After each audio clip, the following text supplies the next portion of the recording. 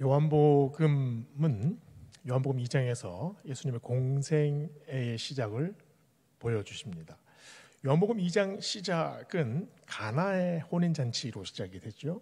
가나에서 예수님께서 물로 포도주를 만드셨습니다. 그리고 나서 바로 그 다음 사건이 다른 복음서와는 다르게 요한복음에서만 예수님이 이때 예루살렘으로 올라가셨다라는 말씀으로 시작이 됩니다. 예루살렘이 어떤 곳입니까? 이스라엘의 가장 거룩한 곳. 아브라함이 아들 이삭을 모리아 산에서 바치려고 했죠. 바로 그 모리아 산이 예루살렘입니다. 다윗에게 약속하신 영광의 도성, 솔로몬에게 부어주신 영화가 가득한 곳, 하나님의 거룩함의 정점이 있는 곳, 바로 이게 예루살렘입니다. 그래서 유대인들은 누구나 일생에 딱 한 번은 꼭 예루살렘에 한번 가보고 싶다, 이 열망을 가지고 살았습니다. 예수님께서 그 예루살렘으로 가십니다. 예루살렘으로 올라가는 길은 가파른 언덕길을 올라가야 합니다. 예루살렘의 큰 성문을 지나서 예루살렘 성 안으로 들어가면 이 양옆으로 아주 타닥타닥타닥 이게 집들이 붙어 있어요. 그리고 그 돌로 쫙 깔린 그 계단을 향해서 계속해서 올라가야 합니다. 그 길의 끝에 무엇이 있습니까? 하나님의 거룩한 성전이 있습니다. 성전은 그 자체로 하나님의 나라입니다. 성전은 이스라엘 민족의 신앙의 기반입니다. 그래서 예루살렘 성전은 마치 이스라엘 백성들의 하나하나의 삶을 살피시는 하나님의 눈동자 같은 곳입니다. 그곳에 신의 산을 흔들었던 하나님의 말씀이 있습니다. 호렙산에서 타지 않는 불떨기, 그 불떨기에서 그 연소가 되지 않는 불꽃, 그 불꽃이 성소의 제단의 불길로 타지 않습니까? 그리고 지성소 안에는 언약궤가 있습니다. 그래서 이스라엘 백성들은 성소를 바라보면서 기도했고 성소가 믿음의 기반이라고 고백합니다. 시편을 보면은요, 시편에 수많은 시들이 나오는데 그 중에 성소를 향한 시편들이 굉장히 많이 있습니다.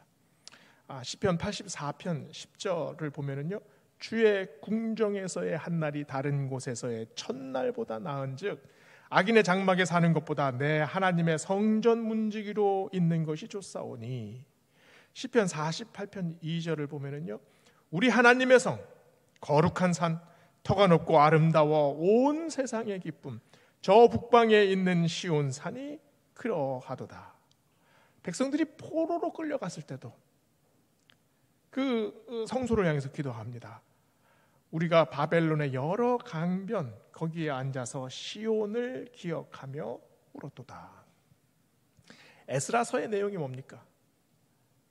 예루살렘으로 복귀해서 포로에 잡혔던 이스라엘 백성들이 무너졌던 성전을 다시 수축하는 이야기, 그 찬양이 가득한 노래들이 에스라서 아닙니까? 그래서 이스라엘 백성들은 성전에서 기도합니다. 이곳에 오소서, 이곳에 앉으셔서 우리 예배를 받으소서. 우리의 기도의 향기가 하늘에 닿으니 하늘의 문을 여소서. 이 기도를 이스라엘 백성들이 하지 않았겠습니까? 그래서 성전은 하나님의 임재의 상징이고 그곳에서 제단을 통해 우리의 기도의 향기를 올려드리고 그곳에서 하나님께서 내리시는 그 은혜를 두 팔 벌려서 경험하고 고백하는 곳입니다. 예수님이 그 길을 걸어서 올라가셨어요. 성전을 올라가셨을 때 예수님이 얼마나 감격하셨겠습니까? 그리고 감사하셨을 겁니다. 아마 찬양의 길로 그 예루살렘 성을 쭉 해서 올라가셨을 거예요. 우리도 그 길을 매번 오르지 않습니까? 오늘 이 자리에 앉아 있는 것 자체가 우리의 찬양입니다. 우리 존재의 감사입니다. 내가 이 자리에 앉아 있는 것이 이미 우리가 제단 앞에 앉아 있는 것과 전혀 다를 바가 없지 않습니까? 성전의 자리는 그래서 예배의 자리입니다. 하나님과 조금씩 더 가까워지는 자리, 그리고 이 자리에서 회복이 일어나고 이 자리에서 치유가 생겨납니다. 그래서 감사하고 우리 영혼이 기쁨으로 변하게 되지요.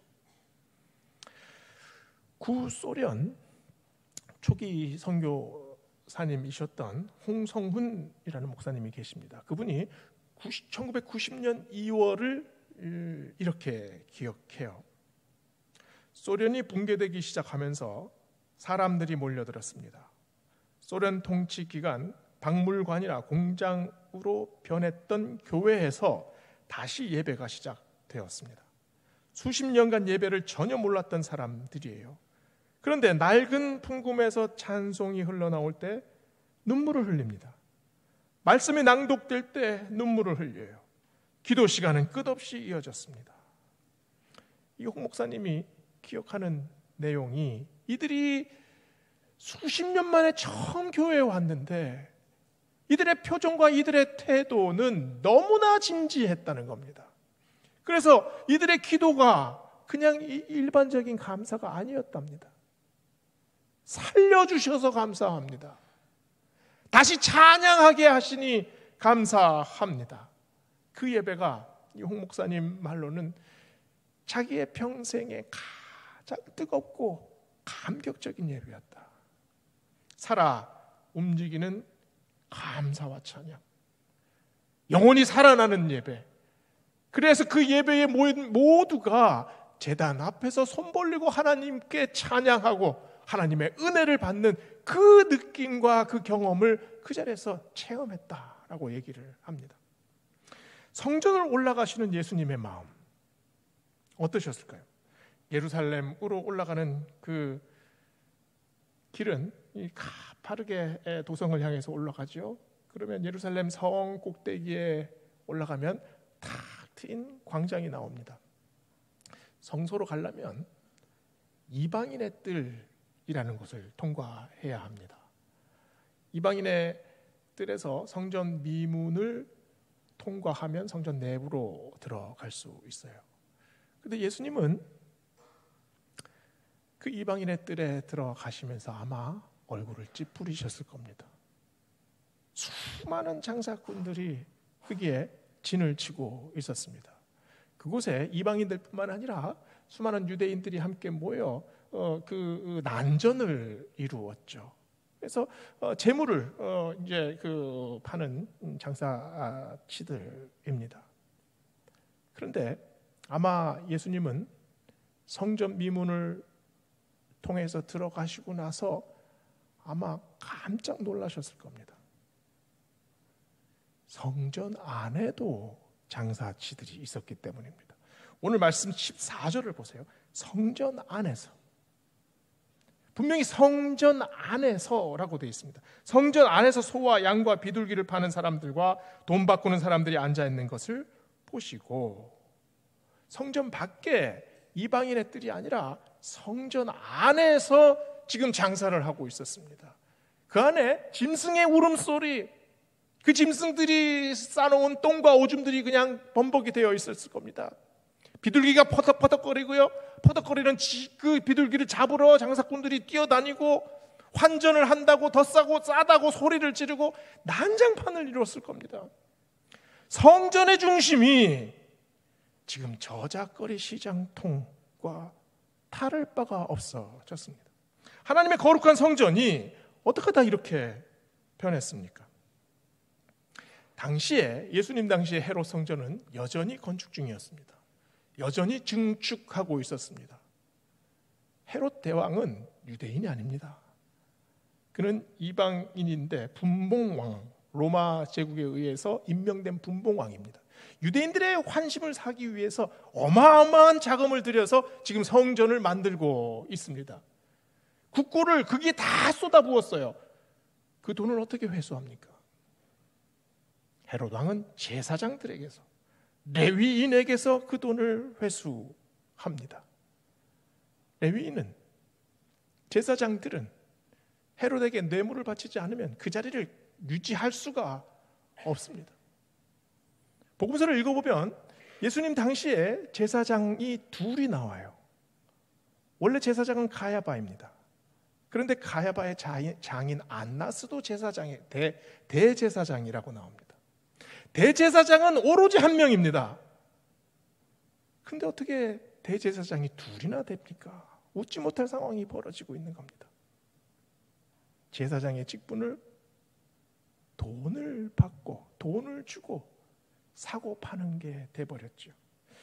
이 사람들이 웃돈을 받고 이 장사치들을 성전 내부에까지 들인 겁니다.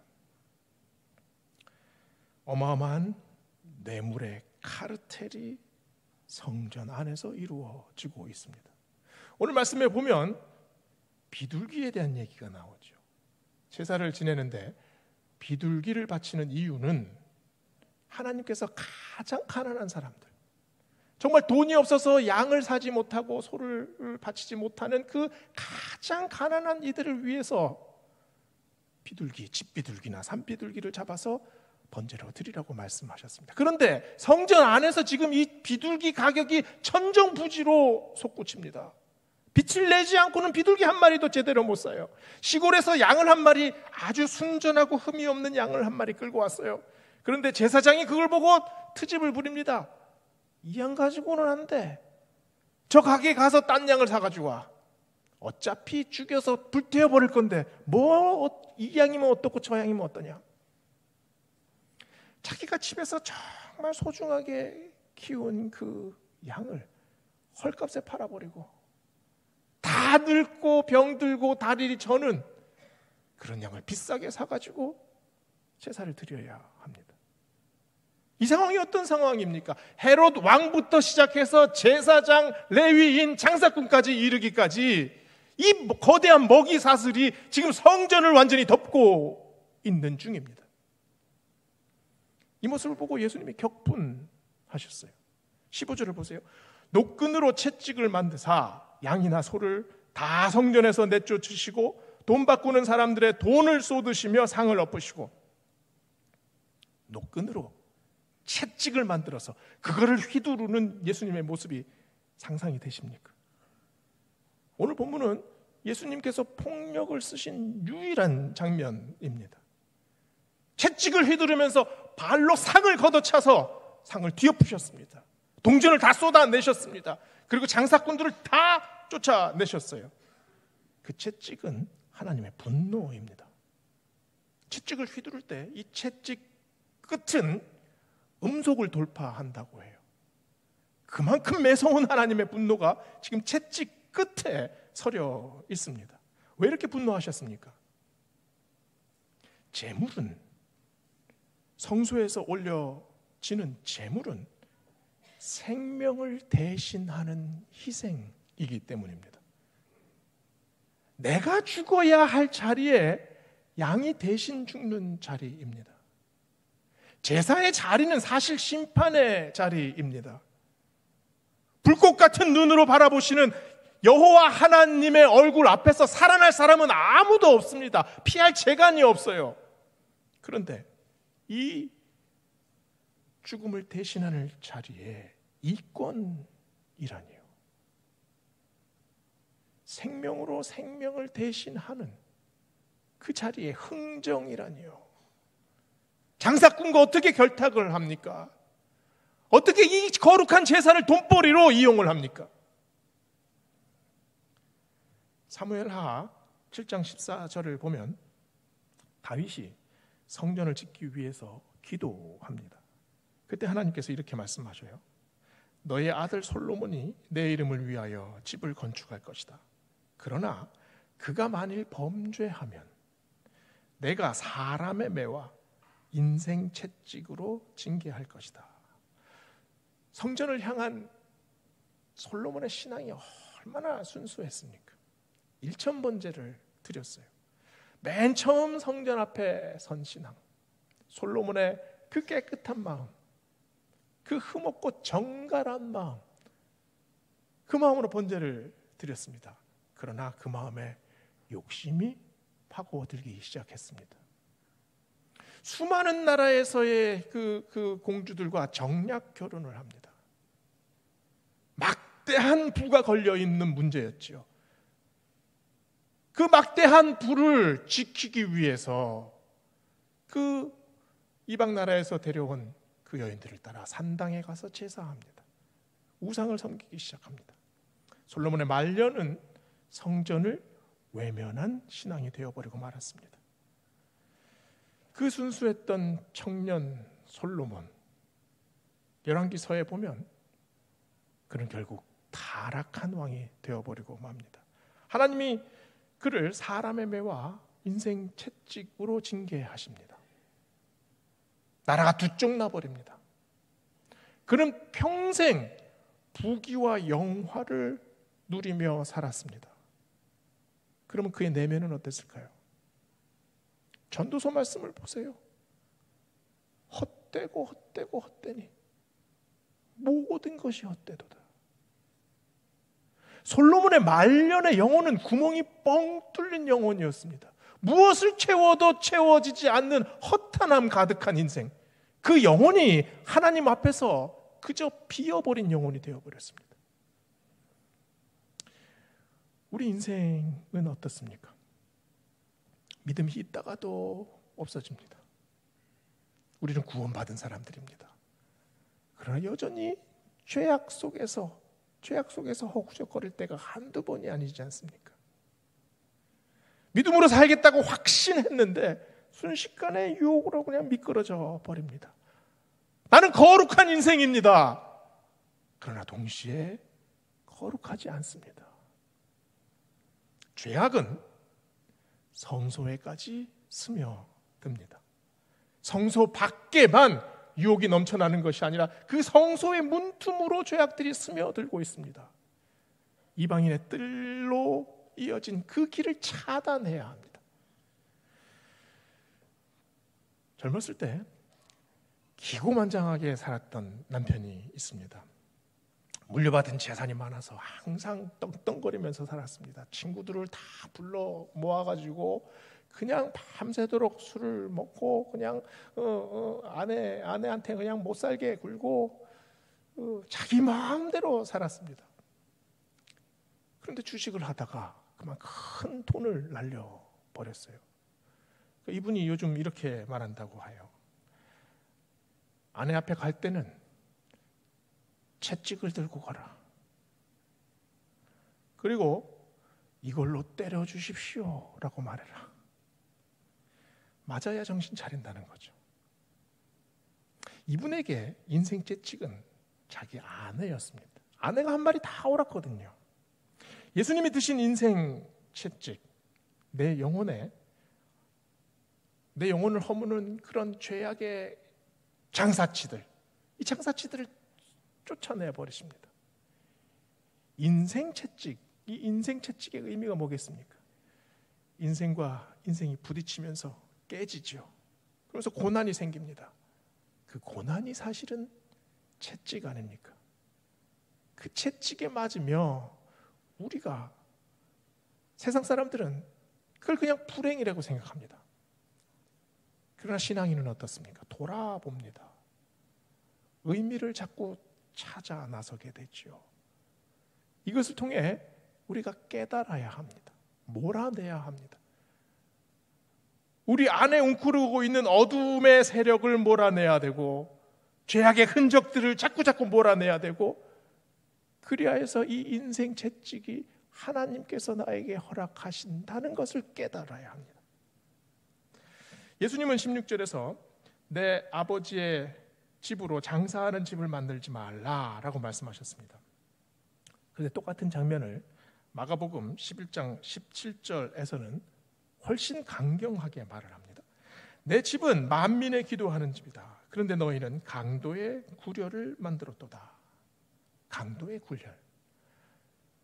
강도의 동굴이라는 말이죠. 강도는 어디서 강도짓 합니까? 자기 동굴에서 강도짓 하는 강도 봤습니까? 강도의 굴혈은 강도가 강도짓 하고 나서 되돌아오는 곳입니다. 그곳에는 후회가 있죠. 그리고 또 위로가 있을 겁니다. 그런데 그 동굴 속에서 혼자서 아무리 참회를 해도 진정한 위로에는 도달할 수 없습니다. 거식증 또 폭식증으로 시달렸던 한 분의 글을 읽은 적이 있습니다. 이분이 아주 극단적인 다이어트를 했어요. 그런데 다이어트 후에 찾아오는 이 허기, 이 식욕을 도저히 주체를 하지 못합니다. 그래서 먹기 시작을 하면 치킨 한 마리를 다 먹어요. 그 다음에 라면 2개를 끓여서 먹습니다. 그리고 나서 입가심으로 아이스크림 한 통을 다 먹는데요. 후회가 물밀듯이 몰려옵니다. 그때부터는 족족 토하기 시작했대요. 화장실에 가서 그냥 그 토를 하고 나면 눈에 이 실핏줄이 다 터진답니다. 매일 이걸 반복해요. 그러니 이 식도에 그 위산이 넘어와가지고 이 그 피멍이 들고 웅어리가 진 게 사라졌다가 또 생기고 사라졌다가 또 생기고 하루에 이걸 2-3번 하면 하루가 다 간답니다. 직장까지 그만두고 계속 이 극단적인 폭식과 또 거식 이 사이클에 그냥 들어간 거예요. 가장 손쉽게 자기 욕구를 채울 수 있고 또 가장 빠르게 이것을 자책할 수 있는 수단, 이거지 않습니까? 먹어야 한다는 욕구와 토해야 한다는 죄책감, 이게 반복이 되는 겁니다. 이 생활을 6년을 했대요. 그녀는 그 시간이 자기 인생에서 자기를 벌주고 괴롭힌 시간이라고 합니다. 아무도 만나지 않고 방 안에서 혼자 자기 욕심과 또 자기 죄책감, 이것이 버무려진 그런 삶이었어요. 이게 단순히 폭식과 거식의 문제겠습니까? 우리 인생에서 나타나는 욕망과 죄책감을 그대로 아주 집약해서 보여주는 장면이잖아요. 예수님이 말씀하신 강도의 굴혈이 뭡니까? 성전은 잠깐 후회하고 잠깐 위로받는 공간이 아닙니다. 강도는 세상에서 자기 멋대로 살아요. 난폭하고 비열하고 빼앗고 욕하고 그리고 짓밟습니다. 그리고 저녁이 되면 자기 동굴로 돌아옵니다. 거기서 그 어둠의 동굴 속으로 들어가지요. 성전에 들어가지만 그 마음이 어두운 사람은 성전으로 들어가는 것이 아니라 자기 동굴로 들어가는 겁니다. 그 영혼 안에 먹다 남은 닭뼈다귀가 있을 것이고 씻지 않는 그릇들이 널브러져 있을 겁니다. 그곳에서 웅크리고 누워 있어요. 잠깐의 위로가 있죠. 잠깐의 인생에 대해서 후회를 하죠. 그런다고 달라집니까?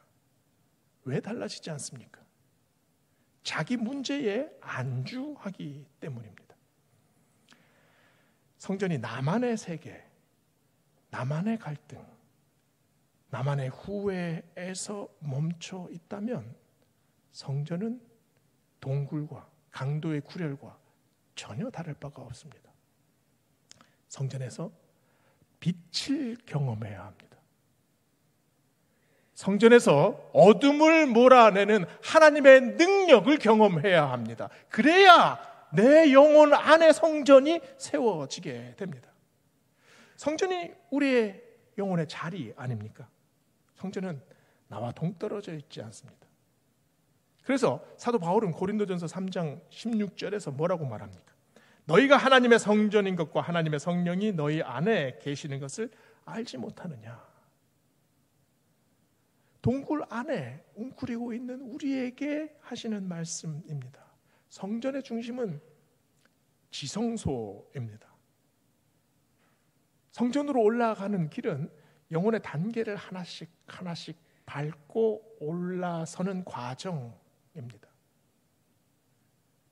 지성소에 가기 위해서는 이방인의 뜰을 통과해야 합니다.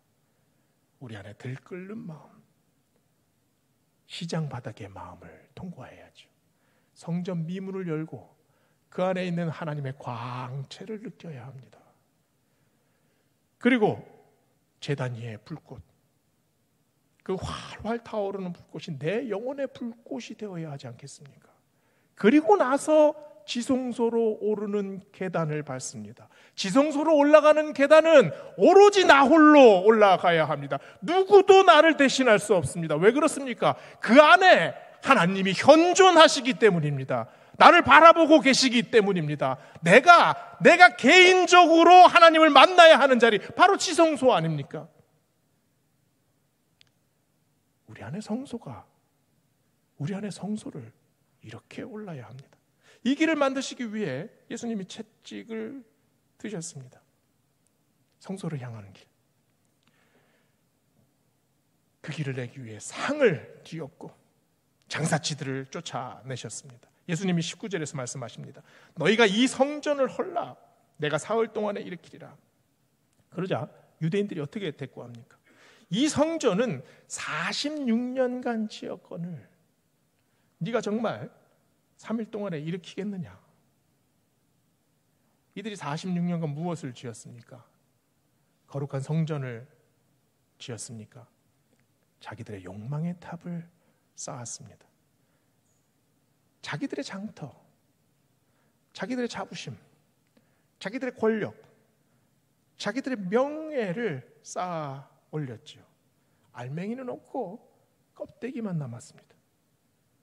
예배의 본질은 전혀 생각하지 않고 형식만 따집니다. 이게 강도의 굴혈이 아니고 뭡니까? 이게 바벨탑과 뭐가 다릅니까? 46년간 지은 성전은 건물이 아닙니다. 46년간 쌓아 올렸건 60년간 쌓아 올렸건 그곳은 우리가 성전입니다. 우리가 믿은 지 얼마 됐습니까? 46년간 성전을 쌓으셨습니까? 그 안에 뭐가 있습니까? 그 안에 하나님의 거룩함이 있어야 합니다. 그 안에 하나님의 영광이 살아 있어야 합니다. 그 안에 하나님께 올려드리는 그 제단이 뜨겁게 불타고 있어야 합니다. 그 제단 위에서 생명이 생명을 대신하는 그 거룩한 피 흘림의 흔적이 있어야 합니다. 그 안에 약속의 언약궤가 있어야 합니다. 그게 없이는 바리새인들의 무덤이나 다를 게 없죠. 그래서 예레미야 선지자는 이 유대인들을 향해서 이렇게 피를 토하면서 외쳤습니다. 예레미야 7장 4절에 나오죠. 너희는 이것이 여호와의 전이라 여호와의 전이라 여호와의 전이라 하는 거짓말을 믿지 말라. 거짓된 성전은 성전이 아니라는 말입니다. 예수님이 우리 영혼 안에 이 거짓된 성전을 보고 말씀하십니다. 이것을 헐라. 무슨 말씀입니까? 너의 거짓된 마음을 헐라. 너의 교만을 깨뜨려라. 가식된 믿음을 던져버려라. 정욕의 담을 헐어라. 죄악의 뿌리를 뽑아버려라. 탐욕의 상을 뒤집어라. 예수님께서 지금 이 말을 하고 계십니다. 성전을 헐라. 이 말씀은 죄악된 우리가 걸어가는 길입니다. 나의 죄악된 속성이죠. 내가 죄악된 인생의 방향입니다. 그걸 돌이켜야 하죠. 그러나 우리에게 돌이킬 능력이 있습니까? 내 안에 어두운 마음으로 가득 차 있는데 내가 정말 노력하면 내 영혼이 깨끗해집니까? 우리는 그럴 능력이 없습니다. 불가능합니다. 그래서 예수님께서 21절에서 말씀합니다. 그러나 예수는 성전된 자기 육체를 가리켜 말씀하신 것이라. 무엇을 헐라 말씀하십니까? 예수님을 헐라고 말씀하십니다. 나를 파괴해라. 나를 죽여라. 우리가 거짓된 성전을 쌓았는데 내가 파괴돼야 되는데, 내가 깨져야 되는데, 내가 무너져야 되는데, 내가 죽어야 하는데 왜 예수님이 죽습니까? 예수님께서 하신 말씀이 뭡니까? 내가 대신 죽겠다. 내가 대신 끌려가고, 내가 대신 피 흘리고, 내가 대신 창에 맞고, 내가 대신 못 박히고, 내가 대신 깨지고, 내가 대신 제물이 되겠다. 이게 오늘 말씀에서 예수님이 하신 말씀입니다. 너희가 이 성전을 헐면 내가 사흘 만에 일으키리라. 너희가 나를 파괴해라. 그러면 사흘 만에 부활하리라. 너희를 위해 깨진다. 그러나 부활한다. 예수님만 부활합니까? 우리도 부활합니다. 우리의 육신이 부활하고 우리의 영혼이 부활합니다. 그러나 그 전에 지금 이 현실에서, 지금 내가 사는 이 땅에서 나의 신앙이 부활해야 합니다. 나의 믿음이 부활해야 되고, 나의 소망이 부활해야 되고, 나의 사랑이 부활해야 합니다. 믿음은 어떻게 전개가 됩니까? 믿음은 창조와 파괴, 파괴와 창조가 계속 맞물리면서 새로운 것을 창조해냅니다. 헐라, 무너뜨려라. 그리하면 내가 일으키리라. 내가 세우리라. 주님께서 우리에게 약속하신 말씀입니다. 내 안에 어둠, 내 안에 절망, 내 안에 불신, 내 안에 불안, 이 모든 것들 헐어버려라. 깨뜨려버려라. 내가 다시 세우리라. 내가 다시 일으키리라. 이 말씀 듣고 우리가 다시 한번 주먹 불끈 쥐고, 주님, 내가 다시 열정적으로 살겠습니다. 다시 주님 말씀하신 그 길 걷겠습니다. 다짐하는 우리 모두 되시기를 주의 이름으로 축원합니다.